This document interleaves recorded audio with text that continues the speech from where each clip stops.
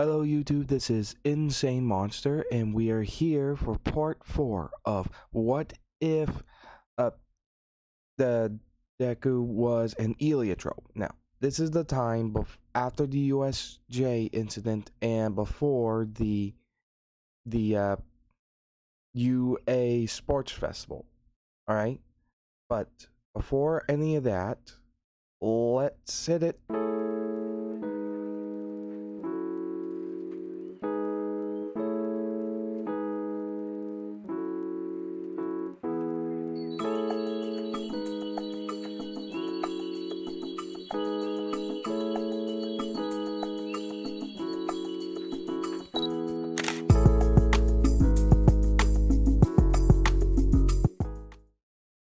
Now then, when we last left off, Izuku defeated the Nomu and such in a brand new form that encased his entire body in light, while also forming, well, basically 8 orbs to rapidly spin in a circle right behind his back. If you've seen the manga or have been paying attention and such in the show, then you know this is because of the result of uh, Izuku's Heliotrope heritage and Quark human heritage merging and working together with One for All. This, as you can imagine, released a lot of energy. So much so his father even took notice of it and he was miles away. After everything was said and done, and if you haven't seen how everything ended there, afterwards, then go back to watch the previous video. So we see uh, Izuku talking to his dad, explaining the form he took. His dad looks serious and states, "It is quite impressive. Not to mention, well, given how much power you put out, I think you might have actually cracked some dimensional barriers." Izuku looked confused, asking, "Wait, what?" He then remarks that it isn't that uncommon for their kind. After all, Hasashi explains that if Izuku recalls from his explanation about him and their heritage, he's technically from a different dimension. So it isn't too uncommon for them to travel between dimensions, given if they have enough power. But an Eliatrope on their own normally doesn't have that ability. And it doesn't seem like you reached a high enough power to go to different dimensions, I believe, but can't really say. Given how the reports were about your injuries from using that form, I wouldn't recommend attempting it until your body is used to it. What I've been told, it was quite impressive. But it was also having a major backlash on you from all the energy you were putting out, looking at his son sternly. As Izuku sighed, remarking, "Yeah, it was not pleasant. I was kind of out of it, actually. I only remember a couple of glimpses of what happened. It was weird." As Asashi states, "I'm guessing that your mind couldn't properly keep up with it, so maybe your body went on a type of autopilot or something." Hmm. Not, or perhaps the overwhelming energy caused you to have some memory loss after the power subsided. Without knowing which, I can't say for sure. After that, when they were on the break from everything from the USJ, Momo and her family ended up coming over because Momo's father insisted on visiting them, for one, for thanking Izuku for helping protect his daughter, and secondly, to have a drink or two with Hasashi. As they did have a nice drink, where Hasashi and Momo's dad were just kind of relaxing, drinking some beers, and we also see that uh,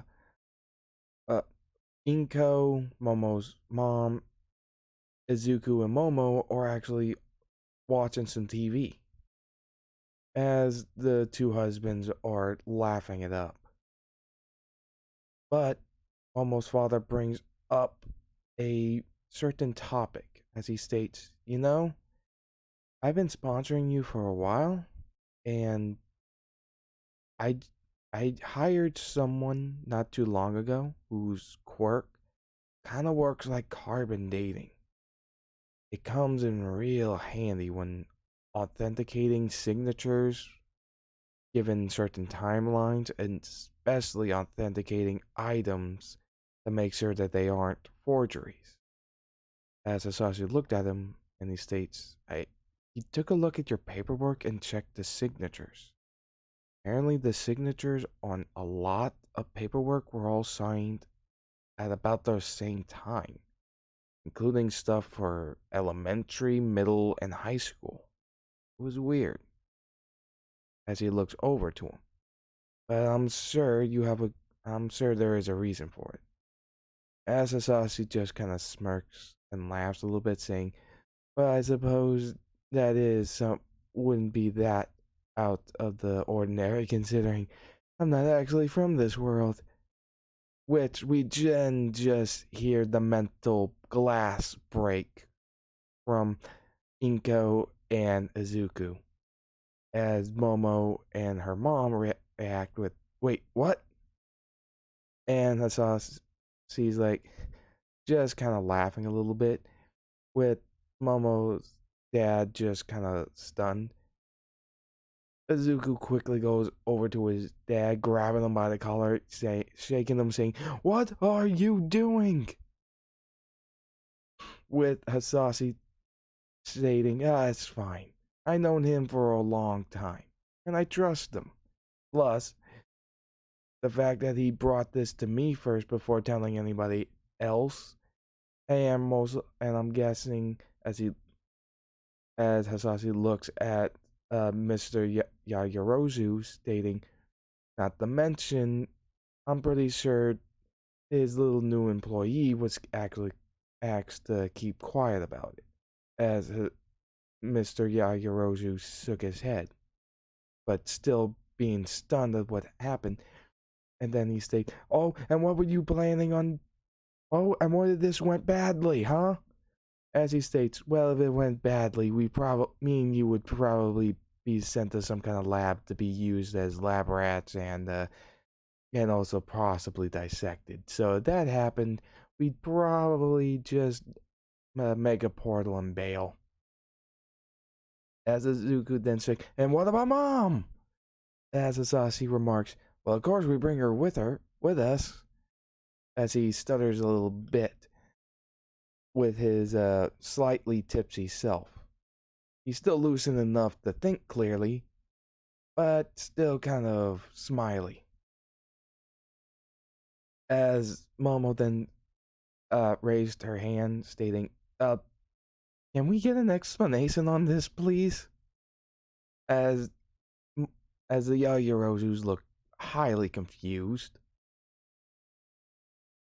and Izuku is just banging his forehead against the wall, asking why?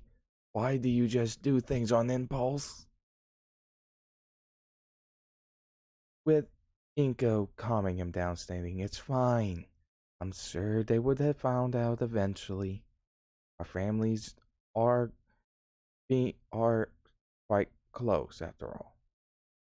As he just sighs, remarking, alright, so I guess now we gotta tell them. As they explain that Hasashi's actually an alien. And not just an alien who has technically been to multiple worlds, given the history of the Eliotropes before they went into the dimension where they stopped aging, or at least his children did, which he was one of them and such. But he begins to explain about how he is also from a different dimension, remarking about Izuku's form that is actually quite unusual for their kind, most likely having something to do with the mixture of Quark-human and uh, Heliotrope DNA and such, as explaining what an Heliotrope was when Momo asked. Asashi answered, well, our first recorded ancestors were. Okay, you know what a dragon is, right? Well, imagine a dragon egg that looks like a jewel, and inside of it was one dragon and one heliotrope like me. That's what heliotropes are. We're the twin race of dragons. Though there are some conditions that would determine whether a egg would be laid, which we call a dophus. One, the egg that's laid, called a dophus, is only laid when two dragons bear young. If it's a dragon and a different kind of being, then the young mostly resembles the individual that isn't the dragon parent. As for heliotropes, if they have children, they an heliotrope comes out. Same thing with a heliotrope and a non-heliotrope. They might be different than the typical heliotropes, but they'll still have the same traits as one, like Izuku. So yeah, no eggs for us. I mean, I really don't think Inko would be able to lay an egg at that size. Not to mention it would be physically impossible and genetically impossible. And yes, this is actually given by the information given out from the Wakfu series. So yeah, jaws just dropped. They tried to cope with this with the realization that dragons are real, but they're aliens, and secondly, they have some kind of twin race called the Eliotropes that, under certain circumstances, both a dragon and an Heliotrope are hatched from an egg that looks like a giant jewel. So it's a good bit to process. Izuku decides to go out on the balcony and get some fresh air.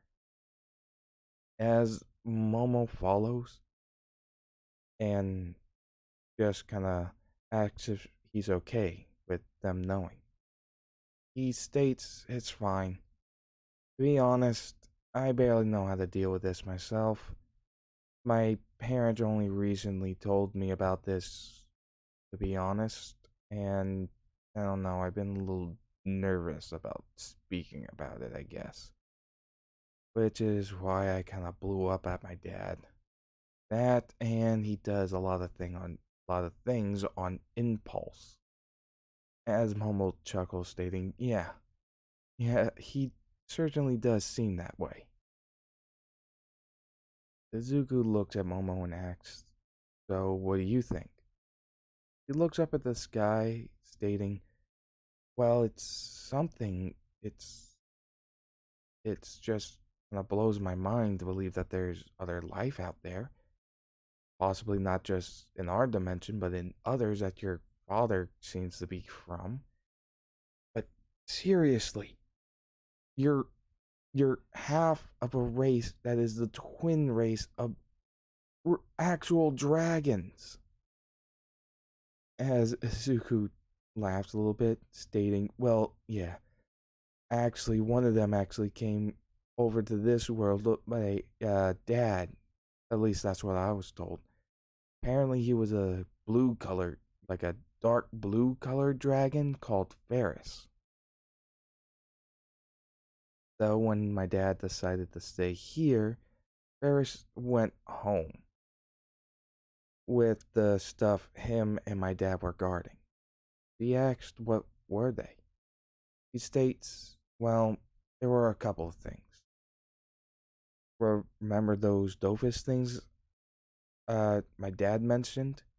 He states, yeah, they are supposed to be, when they hatch, it ends up with a Heliotrope and a dragon, a set of twins.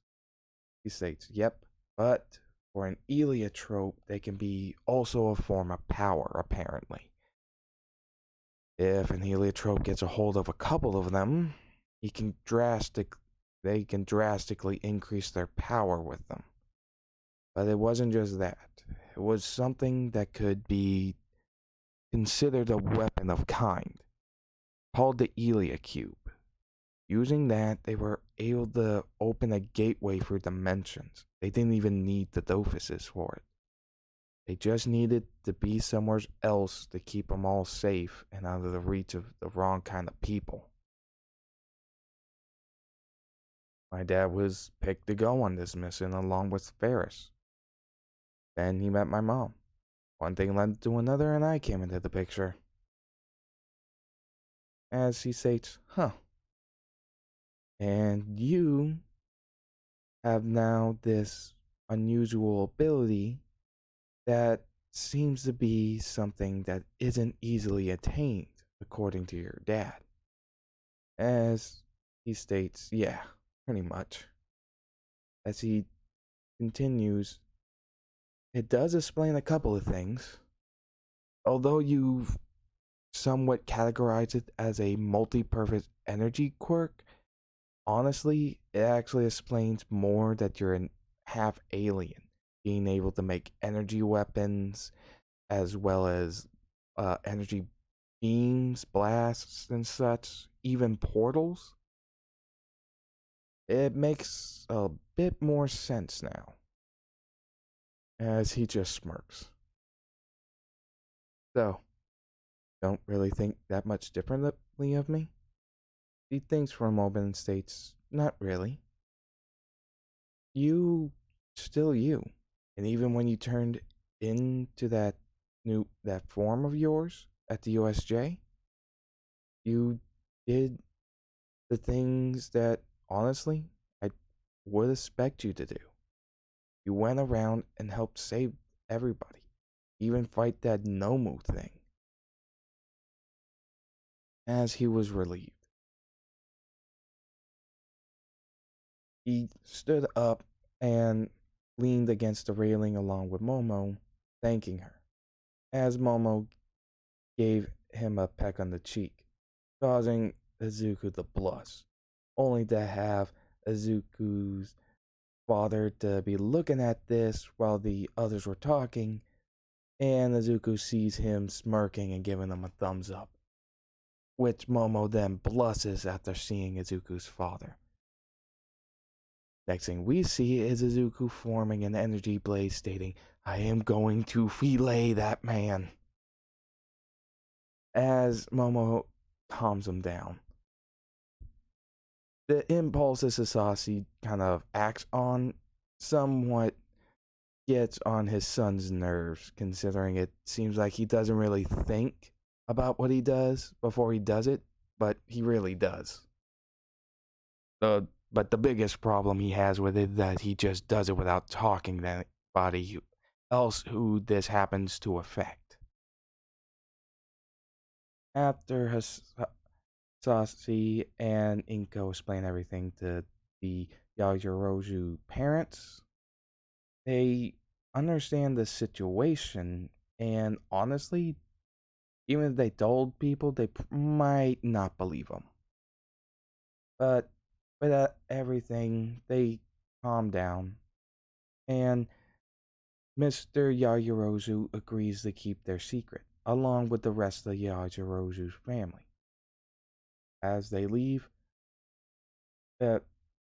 Izuku thanks Momo for not not really taking it bad, learning that he's half alien, as he smirks, stating, "It's fine. Though it does explain the wings on your head, if about, especially considering the whole dragon twin race of the dragon thing." As he just kind of blushes, pulling down the his hat a little bit over his eyes, as he just kind of chuckled and went off with her family saying goodbye. Afterwards, once they get back to the UA, after the break, while the police are investigating, Mr. Aizawa comes out from the door as the class is talking and explains that they'll be having the UA Sports Festival, explaining that all the particulars of it, about how they can get their faces known out there, as well as other pertinent details. He also looks at Izuku and tells him, "Midoriya, that form you used at the USJ was impressive. However, I request that you restrain yourself, considering the backlash from it and the amount of damage you can do if you don't keep it in check.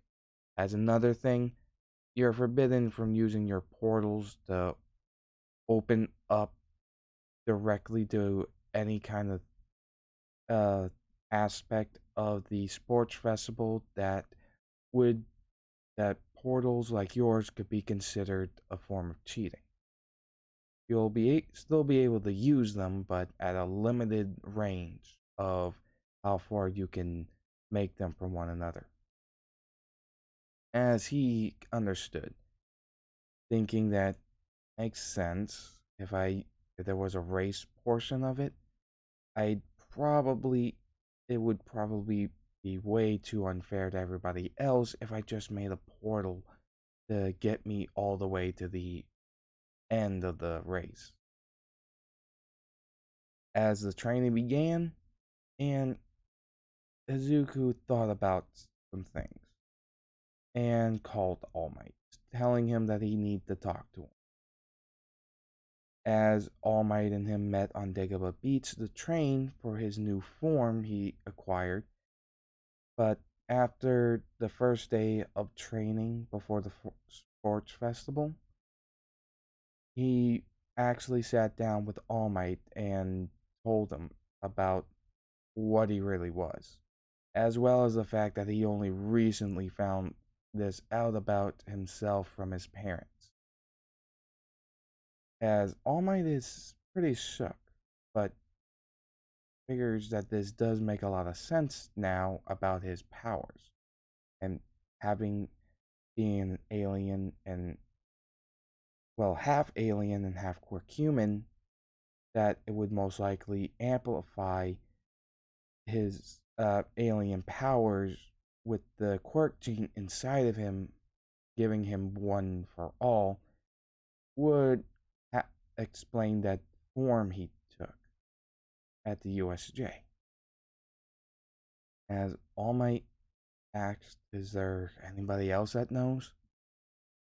He states, "Well, recently my dad's Momo knows, as well as her family.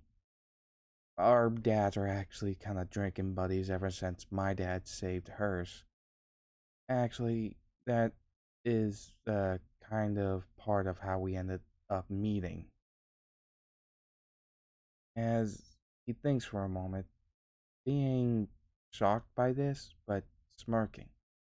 As Izuku states, "Yeah, though apparently my dad mentioned something about me accidentally breaking dimensional barriers or something like that with that much power, causing All Might to spit up a little bit of blood out of shock, asking, are we in danger? Or is the planet gonna explode or implode or what?"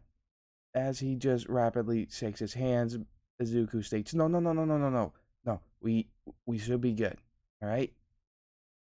Apparently, eliatropes, if they have enough power, can go to different dimensions if they have access to enough power. But I if it's just like a crack or two, it should be fine, right? My dad told me that they should mend themselves on their own. As All Might is calmed down by this. As throughout the training, Izuku's learned how to form the orbs on his back to circle around, giving him better flight without needing the portals for the separate form of flight, besides using the wings on his head.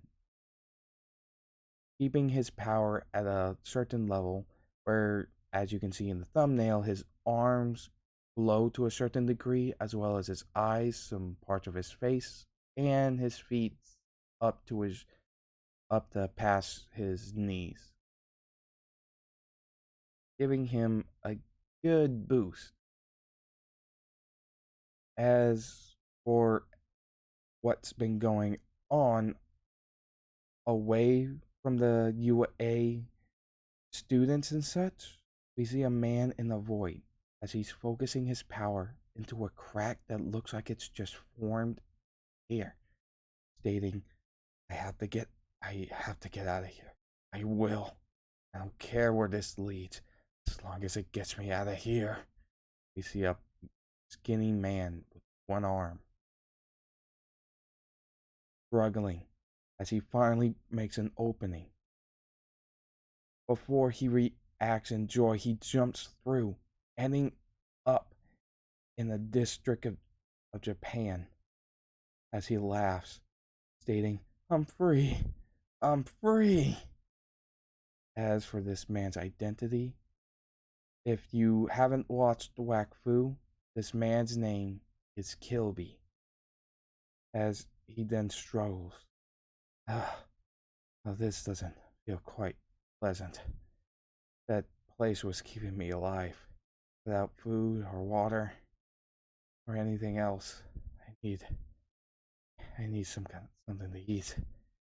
I also need medical attention. But that power surge led me to come here. I need to figure out what that was first. As he creates a portal to tracking the remnant of the incredible power, and where it was, he finds himself in the USJ, all damaged up and shut down with all the electrical systems messed up. There weren't any working cameras to record him. Using some Heliotrope magic to check the traces of the Wakfu, which we could uh, connect to life energy or something like that. Taking a look, finding that it was an Heliotrope about the age of a teenager, which heaped in form he'd never seen before, as well as some people that had similar eyes to him. These are villainous eyes, I guess you could say, as he also sees from the remnants of their life energy that lingers what they did to escape, going through a portal, as he states, interesting. And I didn't think anyone besides eliotropes could make portals on their own.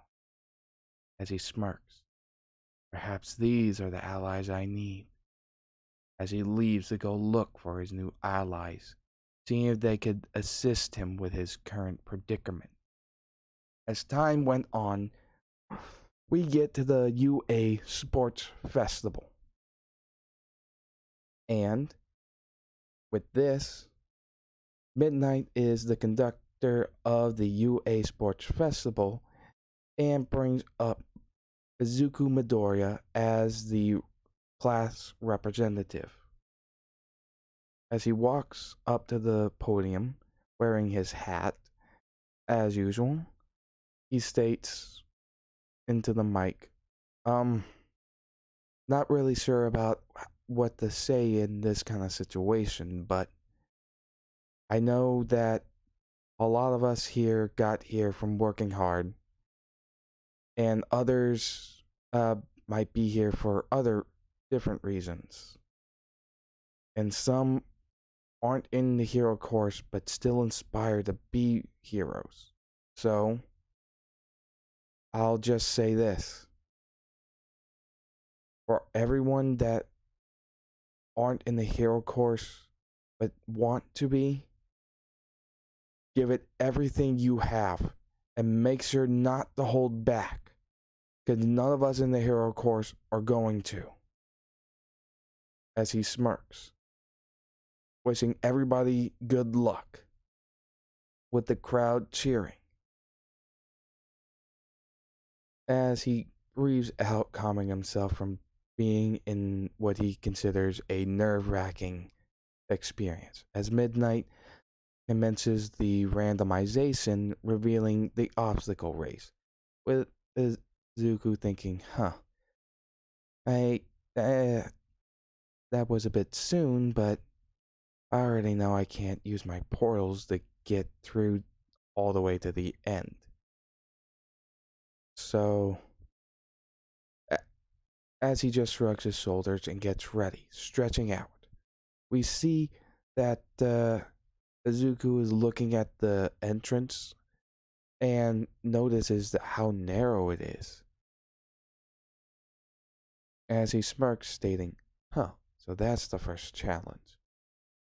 As midnight signs off for them to begin, Izuku uses his portals for short distances to jump over the entire crowd, to hop into one portal, pop out another, and continuously do that until he gets through the first obstacle of the narrow hallway.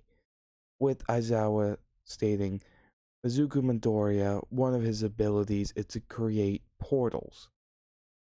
Of course, he's already been advised to limit their distance that he could use to travel with them, to at least make it fair for the other students. As Todoroki freezes the ground to hold up all the other competitors. Seeing that Izuku was not slowed down in this at all, since he was using his portal flying. He wanted to just go easy while he was in the tunnel, but now he's going full force, looking like a just beam of light, using the rapid portal flying technique. Which is where they end up in the situation where the robots come in. Obviously, Mineta still gets smacked with the robot as he goes to attack Todoroki. As for Todoroki, he still freezes up the robots, with Bakugo jumping over them with his explosions. Obviously, Todoroki still froze them in the way that they would fall on the competitors. Upon seeing this, Izuku flew right back after he just flew past them, stopping in front of the falling robots, creating the orbs to spin around them so he could fly, creating portals, layering them, and slamming them into one another to blast the robots back so they wouldn't fall on anybody. As now he's using the orbs to fly. Getting pretty serious as he just zooms over the plateau canyon obstacle portion, as well as the minefield, with Bakugo keeping up as best as he could, going full throttle with his explosions, stating, "Get back here, nerd!" as he attacks, with Izuku using a portal for the explosions to go into one portal and to hit Bakugo in the face from another portal, telling him, "Nice try, but I'm winning this," as Todoroki is hurrying up, seeing that there's no other choice, and freezing the ground to make a clear path through the minefield. As in canon, or somewhat different, we have Izuku in first place, Bakugo in second, and Todoroki in third. It's different from the canon than the reason why that Bakugo is second is because he's actually faster with his flying, using his explosions, training to keep up with Izuku's flying abilities. Though he's frustrated that Izuku has this new method of flying that seems to make him have better control and makes him look less like a blur. As Izuku is just excited to win, Hasashi is actually in the crowd with Inko, as Hasashi states, he's getting so much stronger. I don't think I could be any more proud of him than I am right now.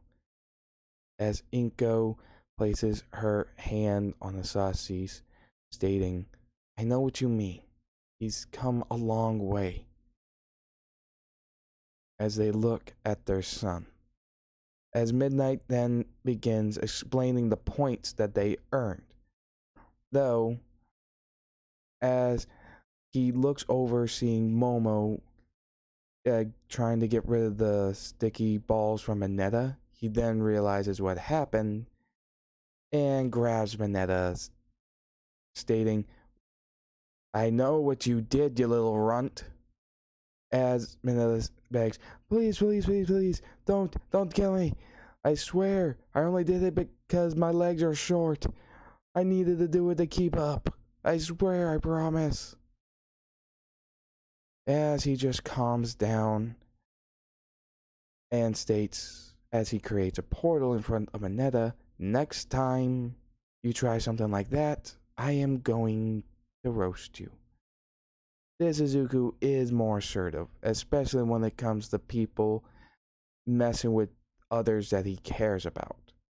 As Momo sees this, she calms him down, stating, it's fine. He's an evil little munchkin, but it's fine. With Mineta bowing to Momo, stating, thank you for saving me. With Momo stating, it's fine, but next time you pull something like that, I'm leaving him alone on this. With him stating, I understand, I learned my lesson. After all the points were announced, Izuku was surprised to hear the major amount of point gap that first place has compared to the others. As Midnight then reveals the Cavalry battle. Now then, Momo tells Izuku that she actually wants to try to win with her own power and not rely on his. He smirks, patting her on the head, stating, I understand. But I won't be holding back either, as he smirks, with Momo smirking as well, stating, I wouldn't expect you to. Afterwards, they went off to create their teams, as Izuku was finding it hard to find teammates. We see that Mei Hachime, Ochako, and Tokoyami wanted to join him as they approached them one after another. But before he agreed, he asked them why, with Ochako stating that, well, you are strong and you are extremely competent.